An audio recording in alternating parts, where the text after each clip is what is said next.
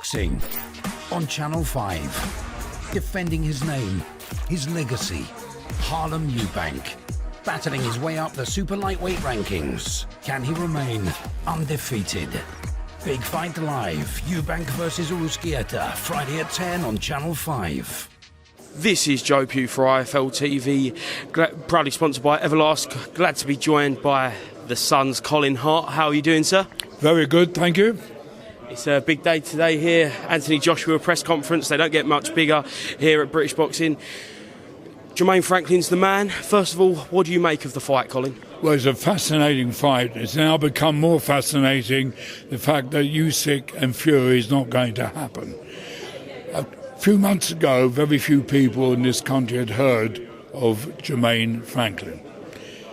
If he does what most people think is impossible, and should beat Joshua on Saturday, this unknown fighter from Michigan suddenly becomes a leading contender and up there with the big boys, up there with Fury, Wilder,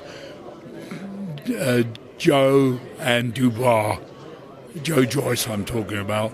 So he's right bang up there. So, and as far as Joshua's concerned, he's got to get the two defeats he had against Usyk out of his system psychologically. You know, after the second fight, he had a bit of a mental breakdown in the ring. We must hope that with a new trainer, a new environment out in Dallas, he can put that behind him, and hopefully he's forgotten about it, and a new era starts on Saturday. Anthony Joshua said on Monday that if he does lose this, he will retire.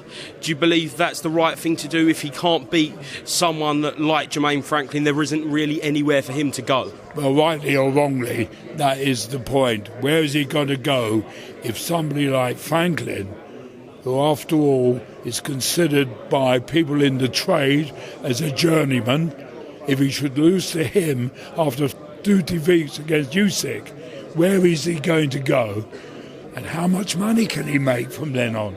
So maybe he would be facing retirement if he should lose.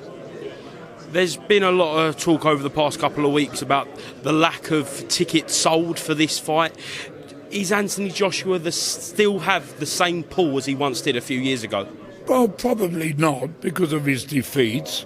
And let's face it, we're in a financial crisis. People haven't got the money that they used to have, and they may want to stay at home and watch it on pay-per-view.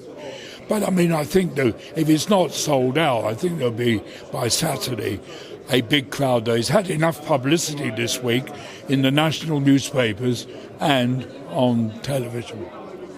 I know Umar spoke to you last week at the Frank Warren lunch, and you explained your opinions on why Fury Usyk fell apart.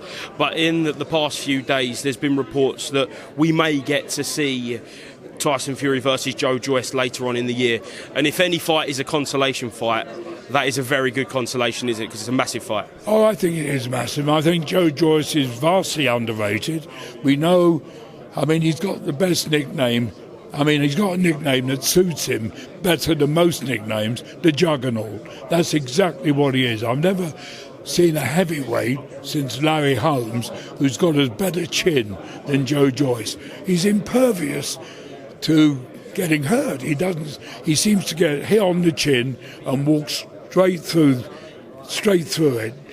So he would be a big threat to Fury, and it would be a big fight. Not as big, as I say, Usyk and Fury was going to be big.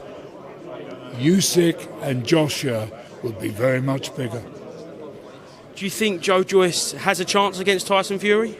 I think Joe Joyce has proved he has a chance against any heavyweight in the world. Just moving on from the heavyweights then, I want to get your opinions on the latest with the Conor Benn versus Chris Eubank debacle. Robert Smith's come out with comments to The Guardian today about how there could be fines put in place. He could suspend licences with Chris Eubank if he does choose to fight Conor Benn in Abu Dhabi. What do you make of those comments? Well, I don't know the rule book, the British Boxing Board of Control rule book. All I know is if the board did try to stop this fight, there could be a lawsuit no doubt about that. I don't want to see it. I said when the fight was originally talked about months ago, I wrote in my paper they shouldn't be allowed. Conor is a small welterweight. Chris Jr. is a super middleweight. And the discrepancy in their size is too great for me. And when we would show how emaciated Chris Eubank was getting down to 156 pounds before the fight, that didn't happen. Now I'm told it would be at 160, which is better, but I still think I would rather not see it. Do you believe Conor Benn should face a hearing with the British Boxing Board of Control before he steps into the ring again, whether that's in Abu Dhabi, America or the UK? Well, I think he should. If he's as innocent as he says he is, he's got nothing to fear. Do you think we could see him fight Kell Brook? Hope not. Kell Brook is way past his best. He should, I know he's retired, in my opinion, he should stay retired. And I'm assuming you think the same with Manny Pacquiao then? Oh, you know, that thought really disturbs me. Here's a man of 44 who, you know, is 10 years past his best. I mean, obviously Manny must be very strapped for money to even contemplate coming back at that age. Colin, thank you very much for talking to me, sir. I know we're going to get the press conference underway, so I'll let you go and take your seat. Thank you very much. My pleasure.